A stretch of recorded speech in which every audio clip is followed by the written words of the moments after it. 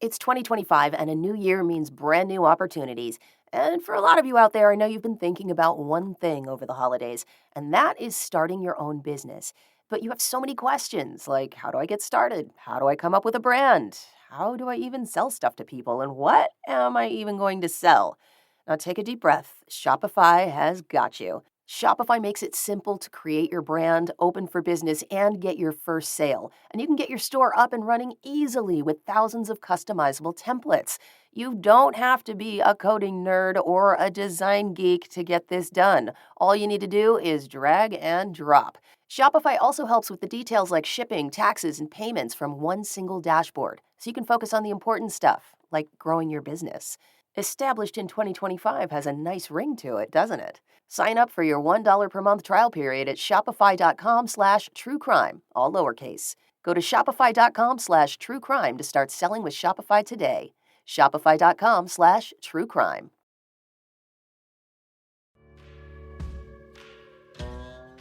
I'm Alice. And I'm Brett. And this is the Prosecutor's Legal Briefs.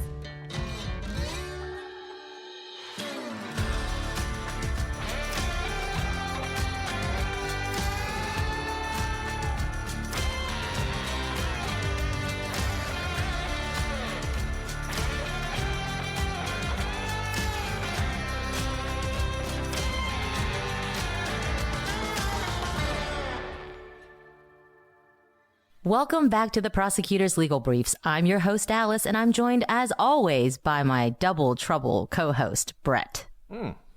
Hello, Alice. You're so good. I just love your puns. I get such a kick out of them. You know, since we're recording this with live and I see your face, I used to think you really meant that I was great at puns, but now that I see your face, I realize you're just making fun of me. That is not true at all. I am offended, deeply offended by your Nothing accusations. offends you deeply, truly. No, that's true.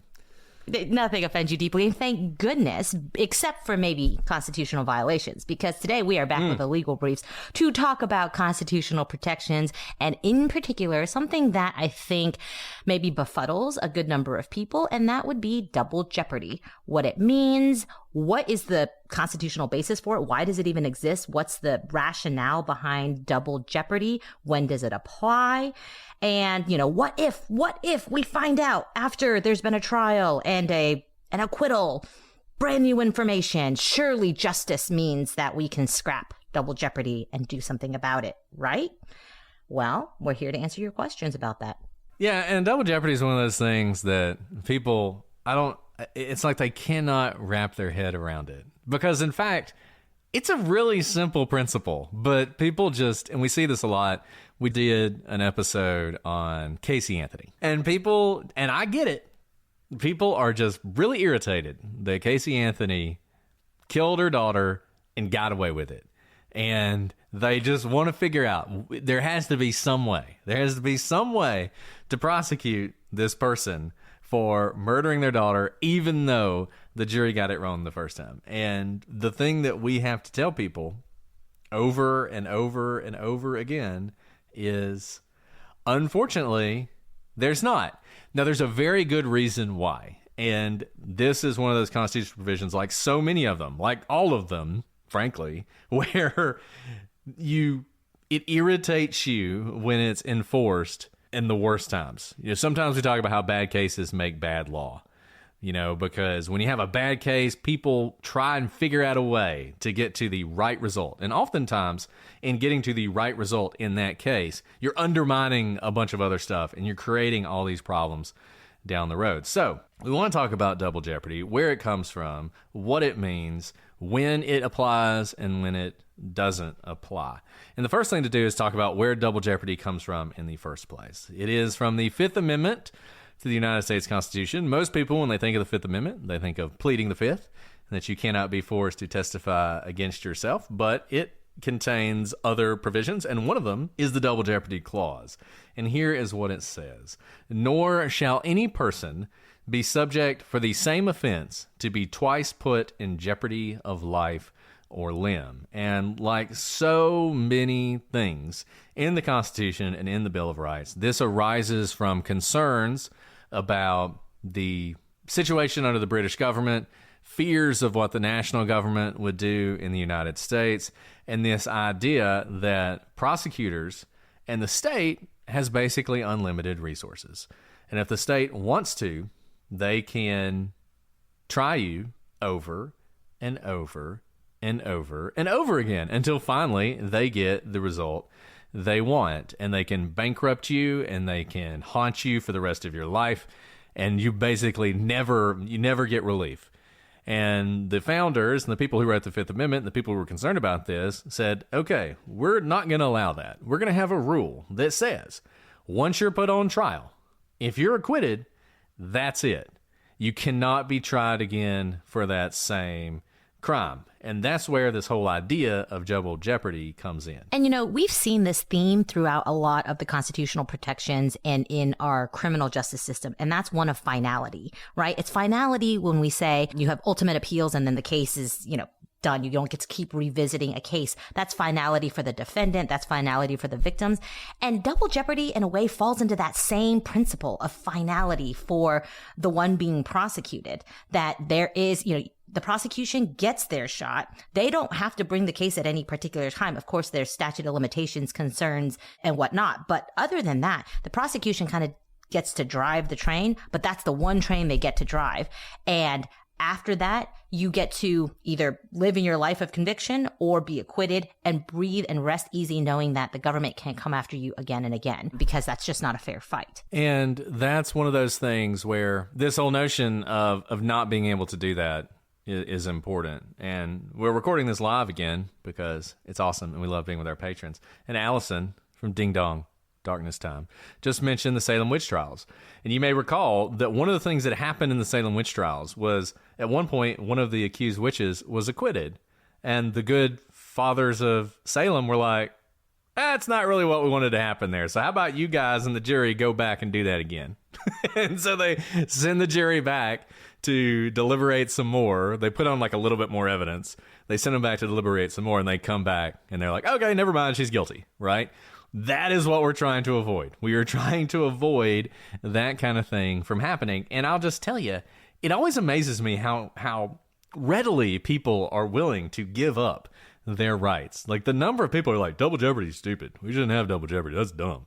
We should be able to try people again if you find new evidence.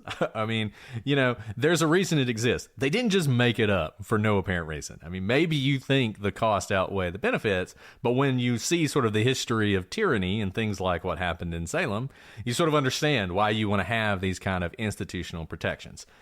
Now, as we said, complicated thing. But one thing is not complicated about double jeopardy. And so let's just go ahead and say the easy thing about double jeopardy. If a sovereign, and there are two in the United States, there are some quasi-sovereigns, depending on that. But the federal government and the state governments are basically your sovereigns. And they're basically the ones who are going to try you. And they are the ones who are going to try you, generally speaking, for major crimes. If one of those sovereigns tries you, so say the federal government tries you and you are acquitted, you can never be tried again by the federal government for that crime. That's it. And you can never be tried again for ancillary crimes that are connected to it. So let's say you rob a place through fraud, and they could charge you with wire fraud, and they could charge you with, theft through dishonesty or something. Well, they can't charge you with wire fraud, give it a shot, lose on that, and then turn around and charge you for theft. Those two crimes arise from the same transaction, and so once the prosecution decides they're going to charge you with this one crime, that's it. They can't turn around and then try and charge you again for the same thing. Think about it as the same nucleus of facts, right? The same nucleus of facts, you can describe them in lots of different ways. They can touch on lots of different crimes, but it's the same crime that you've committed, and it's kind of how it fits into the statutory system, but the facts are all the same. You can't be charged. However, it doesn't mean, I'll just clear up something that I've seen a lot that people are confused about. That doesn't mean the federal government can't come after you for a totally different crime. So it's not like you're one and done. Like, I'm going to do my traffic crime and then now I'm going to go on like a robbing spree. You can't do that because those are other different nuclei of facts. And this actually gets a little bit hairy when, say, you rob 10 stores in a night, you go on an actual robbery spree. There's been case law about whether those 10 robberies are 10 separate nuclei of fact, or they are all one part of one big fact and 10 instances within the fact. And so you can see how it starts, the devil's in the details. But the point is not that you as a person are the one thing that can be tried only once by a sovereign. But Brett brings up a really good point. If the federal government tries you and let's say you get acquitted for that robbery by fraud or deceptive means, the state, if the state has jurisdiction, and we talk about this in our case progression legal briefs, and the answer these days, this is not how it started, but today in 2023 in America, there is almost always going to be a state and a federal corollary parallel crime that could be prosecuted. And they're not always both prosecuted because the jurisdictions work together and want to preserve resources, because that's a lot of parallel prosecutions that no one really benefits from. But let's say the feds go after you, you're acquitted. The state can prosecute you based on that same nucleus of facts, and that is not double jeopardy because they are two separate sovereigns. So it might be a little bit confusing for those of you who've lived in the United States your whole life, especially in this day and age where most of us grow up not just defined by the state we live in, because there's a lot of mobility between states, but most of us would say, I'm an American and I'm a Californian or a Georgian or a Texan or whatever. Texas might be the exception. They might think that they are Texan first. And I would know that because I grew up there. But imagine if you had two completely separate sovereigns. If you had Canada and the United States, or United States and Mexico, couldn't those two separate sovereigns be able to seek justice against a perpetrator who committed a crime that it touches upon both sovereigns? The answer is yes, of course. That seems very obvious. Well, that's the same idea here, because remember, before we became a United States, we were really the Articles of Confederation, and we were all separate states, all really essentially many separate countries. And we only became a United States out of necessity, really post-Civil War. But different time for another thing. All to say is the state can come after you, and that is not a violation of double jeopardy because they're a separate sovereign. And it's one of the things we talk about a lot on the podcast is the power of the states, and that the states are equal in so many ways, and they're certainly equal in their police power. In fact, they have more police power than the federal government. The state's police power is unlimited. The federal government's police power is more limited by the Constitution, and as Alice said, we talk more about that in our case progression episode. But Alice is right. The state can prosecute you for a crime that the federal government's prosecuted you for. And they can do it whether the federal government wins or loses. Same thing with the state.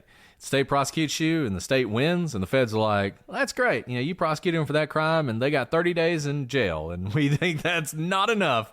We're going to charge them with the federal version of that, and we're going to try and put them in jail for years. Now, there is something, and this is another one of those legal terms that no one knows how to pronounce, the petit or petite policy, which basically defines the policy of the United States government, which is just because out of fairness principles, like we can, the federal government's like, look, we can prosecute you, even though you just went to state court and lost. We can prosecute you for the same crime. Imagine Alec Murdaugh. The state of South Carolina can charge him for all his financial crimes. The federal government can charge him for all his financial crimes. Both of them can charge him. They both can win. He can go away under both sovereigns. But a lot of times, one side or the other, and these sides work together pretty closely, will say to the other one, like, hey, are you going to prosecute this? Is this important to you?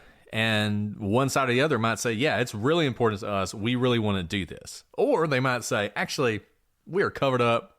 We don't really care about this. And frankly, your law is better. You can get him better than we can, so you go ahead and take it. So there's a lot of work back and forth between these two sides. But the fundamental principle of double jeopardy is a sovereign can only try you once for a crime if you're acquitted. And that's important because a lot of times you're not acquitted. A lot of times you're convicted. So you're convicted and you're like, this is unjust. And so you appeal. And let's say it goes up and the appellate court says, you're right. That evidence shouldn't have come in. That 404B evidence shouldn't have come in. Or, there was some Batson problems and the jury was a racially biased jury. Like, we need to do this again. And they vacate your conviction. That does not implicate double jeopardy. That it's as if the prior trial never happened. Your conviction is vacated. It's as if the trial never happened, and you start back at the beginning. And then from that point forward, you're going to move forward. So you'll notice even on the docket, kind of to go along with this no double jeopardy, it's all under the same judge, unless the judge was removed for some issue or the judge dies. It's under the same criminal number, the case number. I mean, everything is the same. The caption is the same. So essentially it's one life of the case, and you're getting like an umpire who's saying, okay, go back to, it's a board game, and an appeals process that sends it back to the trial court and vacates a conviction at trial is essentially like the umpire saying, okay, on this board game, go back in space to the start line, but we're still on the same board game. It's the same exact path that you were previously on. We're just making you go back some spaces. We're not pulling out a whole new board game, which would be a new prosecution. And there are circumstances where if whatever happened, and this is very rare, if there is sort of really serious prosecutorial misconduct, just really bad in the initial trial, I mean, there can be circumstances in which the trial court will dismiss the case because of the misconduct of the prosecution. And there's this thing that's sort of known as when jeopardy attaches. So, for instance, when a jury is impaneled, jeopardy has attached. And if certain things happen, if, say, for instance, the jury's impaneled and then your chief witness disappears and you can't find them, they abscond to another country. Well, you can't say to the court, hey, our chief witness is gone, so what we're going to need to do is dismiss this case for now. Then when our witness comes back, we can do another trial and then we'll do it. No, if that point jeopardy has attached, and if you had to stop the trial then because you don't have the witness, then it's over. You don't get to do it again. This happens with speedy trial issues as well. You have that pop up where people will indict a case, and then the time will be running for speedy trial, and at some point they decide we don't have enough evidence, and so they try and dismiss it with the idea of bringing it later and starting the Speedy Trial Act clock again. In certain circumstances, if you do that, that's it. It's over. You can't bring that case again. So there are complications here, but what's not complicated are things like Casey Anthony. And Casey Anthony is, in a real way, sort of the purest state matter, which is murder. So murder, generally speaking, there is no federal murder statute. You can be charged with murder, with federal murder, in certain circumstances. If it falls under federal hate crime legislation, for instance. If you murder someone on a military base, for instance. If you murder a judge, something like that. If you commit an act of terrorism, these are crimes that are murders, but because of the surrounding circumstances, the federal government has jurisdiction to try them. In those instances, you could have two trials. A good example of this might be the Boston Marathon bombing. That's obviously a terrorist act.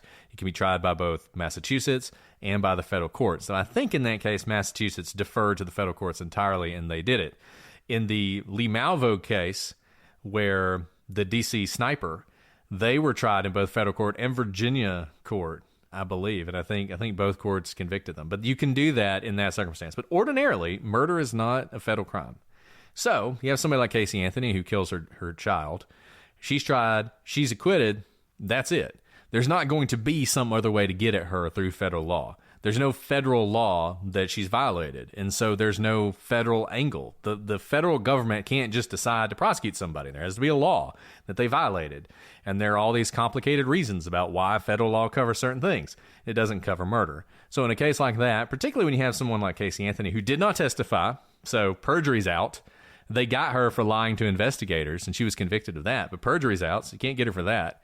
It really is. Once it's over, it is over, and it's over for all time. And they could have video of her doing it, and she could be narrating the video and be like, oh, yeah, there's where I drowned her.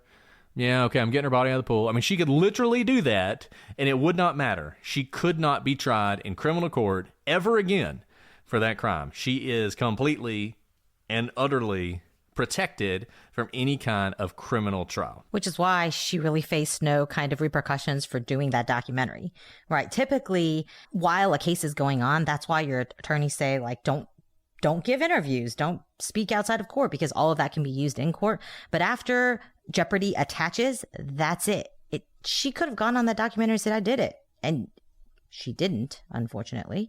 But that's just a very interesting thing. And I think that's a very interesting thing as well as when it attaches. We've actually had a situation, Brett, I don't know if you remember, but we were sitting in voir dire. Voir dire had not started, and we were waiting to start voir dire of the jury, to pick the jury. The jury had not been impaneled. They were about to be questioned in order to pick the jury to then impanel them.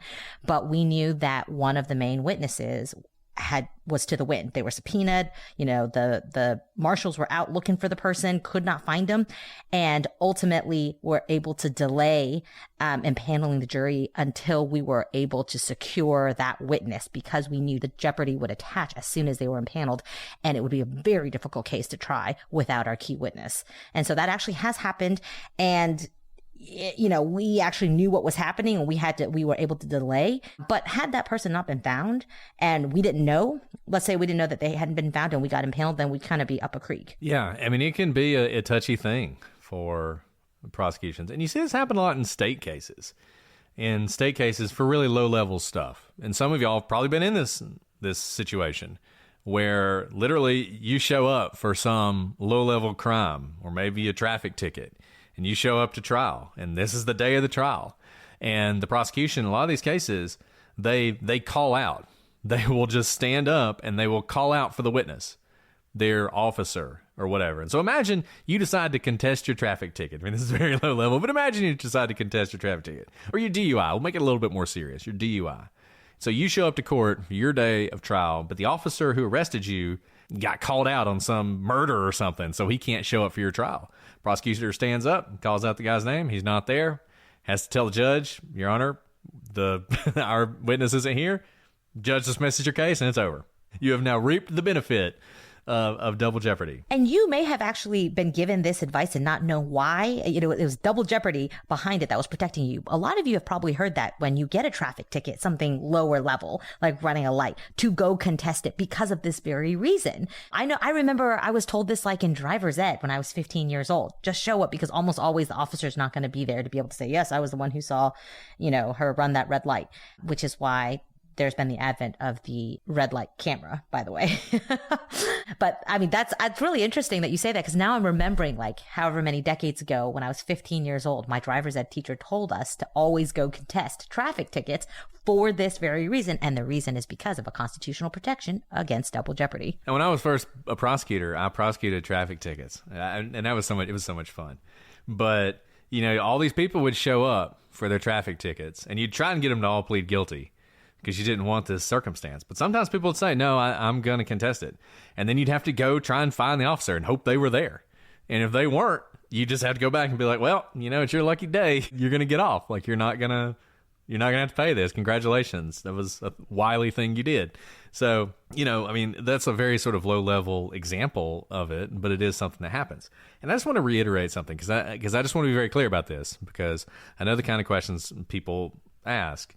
And Alice talked about this common nucleus of facts, and that counts for every possible crime. Just want to be very clear about this. So if you commit a murder, the prosecution cannot charge you with first-degree murder, lose, charge you with second-degree murder, lose, charge you with manslaughter, lose, charge you with assault and battery, lose, charge you with misdemeanor battery, lose, and then charge you with trespassing, right? Like, they can't do that. That would be the exception that swallows the rule, right? There's too many loopholes for that to be, and that's why we will go back to that common nucleus of facts. So it's not that you get to be charged with a lesser crime, and that's also not why a lot of you guys have asked, when you see an indictment or a complaint, why did they go for, the lesser included crime, or not go for the lesser included crime, because they're saving it for in case they lose on this, murder one, because they're going to come back with something a little less. That's You can't do that. So you have to go with everything you're going to charge that person with in that nucleus of facts on your one indictment. You can always amend later, but that's also tricky as to when you can amend,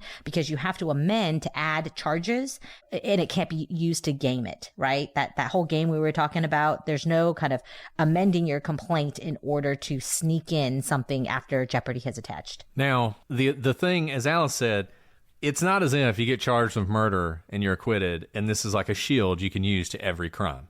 Common nucleus of fact. Remember, common nucleus of fact. So imagine you're someone like Alec Murdaugh, and in addition to murdering your family, you've also, over a decade, stole a whole bunch of money. Well, the fact that you get acquitted for murdering your family doesn't mean that you get to turn around and say, aha, now you can't charge me with stealing all this money. No. That is a different factual pattern altogether. It is a different type of crime.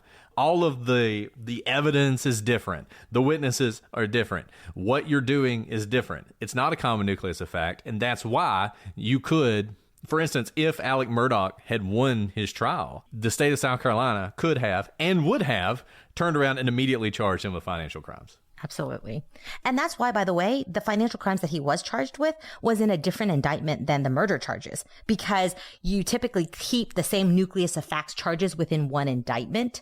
And that's why you didn't have like murder and financial crimes. Those were completely separate crimes and completely separate charging documents for that reason. And, double jeopardy, it's broad in one way and narrow in another. I mean, it broadly covers these crimes. Like we were saying, you shoot somebody and kill them, you can't get charged with different levels of murder going all the way down to then battery, down to assault, done to unlawful touching and everything else. You can't do that. But if and it gets really close. And one of the areas it's really weird, and different courts have looked at it in different ways, double murder. And you hear this sometimes. And I'm always like, I'm not sure that's how it would actually work. I would love to see that appeal. But you kill two people. State charges you with one of their murders, but doesn't charge you with the other. Uses the other basically as 404B evidence against you in the first murder. If they lose that first murder case, can they then turn around and charge you with the other person's murder?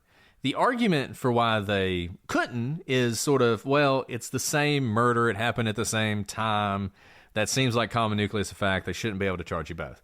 The argument for why they could is because the murder of the other person is a separate transaction. It is a separate murder, and that person is a separate victim. And that's enough of a difference that even though there's a lot of similarities and things tied together there, they still could charge you for that. And I think that's a fascinating question. I think it's a really interesting legal question. I'd love to see some law on that. A lot of people will say that that's what's happening in cases, but usually the prosecution wins and they don't end up doing that. So you don't really get to see it happen. But that's sort of one of those fascinating questions of double jeopardy law. So have we left out anything, Brett? We've kind of waxed and waned poetic about double jeopardy. We've talked about the different jurisdictions. We've talked about when it attaches. I'll say this, civil law, people confuse this. Remember OJ got acquitted, then he gets sued, and people were like, it's double jeopardy. No, it's not. Oh, that's a great, okay. Yeah. Civil and criminal are completely different. Double jeopardy is only in the criminal context. Civil has something similar in principle. It's called res judicata, and that is something that's been decided before. So you don't get to like go back to a court over and over. So it's the same principle, but obviously the effects are much different. Double jeopardy is about your life and limb because of criminal implications when you are prosecuted, whereas civil is about damages. Civil cases do not end, for the most part, with anyone going to jail unless you're held in contempt. We've had some interesting cases like that. But civil, you absolutely, other than the principle of res judicata, which you can't go back on the same civil case over and over trying to get the answer that you want, you can have, say, civil rights violations or civil rights claims that come out of, say, a murder. But that's a civil case and doesn't send the person to prison, but really is a damages or money case. Yeah, and while we're thinking about these examples, another good example of the state versus federal and the fact that both can charge you is the Rodney King case. So in Rodney King, you may remember the police officers who beat Rodney King were acquitted in state court, California state court. There were riots and it was bad.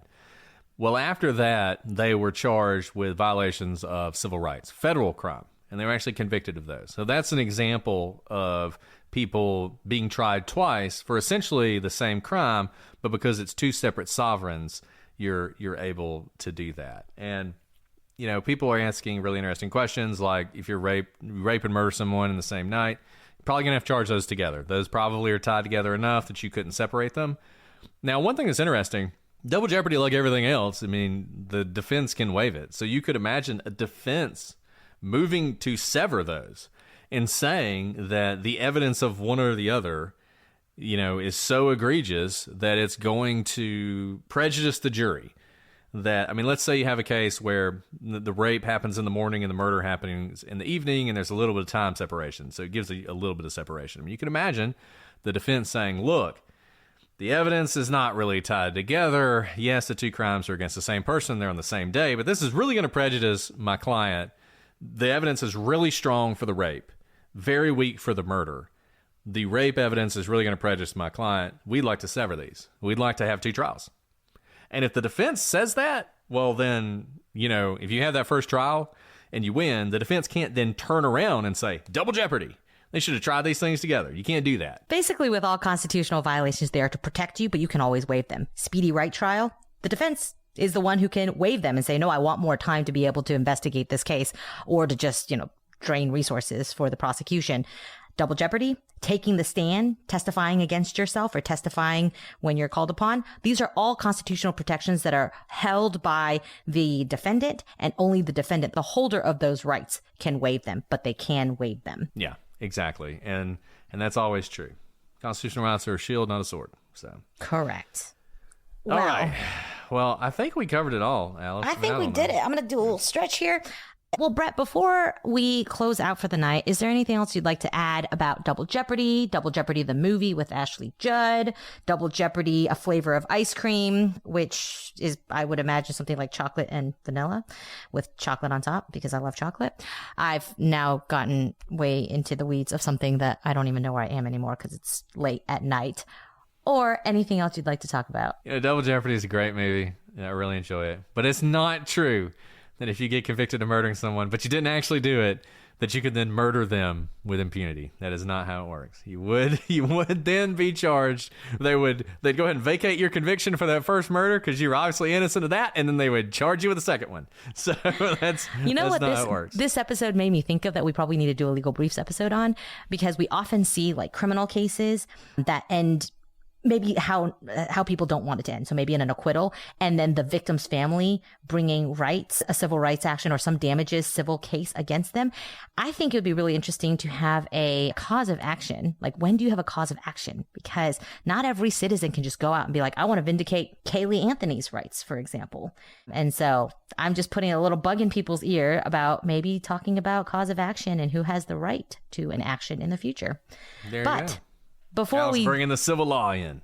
Before we kind of dovetail into yet another Legal Briefs episode, thank you guys for joining us. Thank you for supporting Legal Briefs with your amazing questions and answers. We really do read everything you send to us.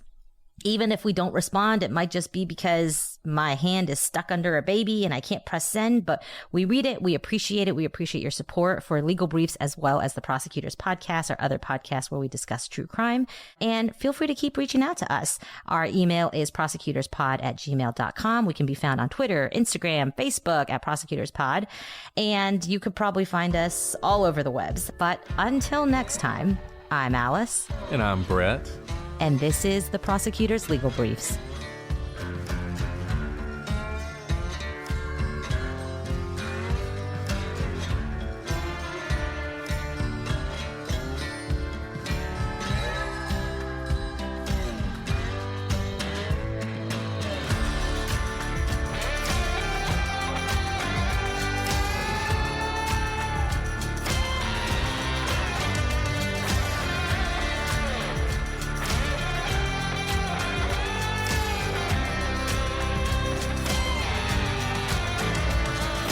Law about whether those 10 robberies are 10 separate nuclei of facts. Faxes. Like rhymes with Texas. nuclei of fact. As a FabFitFun member, you get exclusive access to shop thousands of curated products from top lifestyle products and brands like Fenty, Kate Spade, Glossier, and many more for up to 70% off. Is it Glossier or Glossier? Or Glossier? Okay, we'll just go with that. Maybe you should just say Just go Fenty with that. and Kate Spade. Just go with that.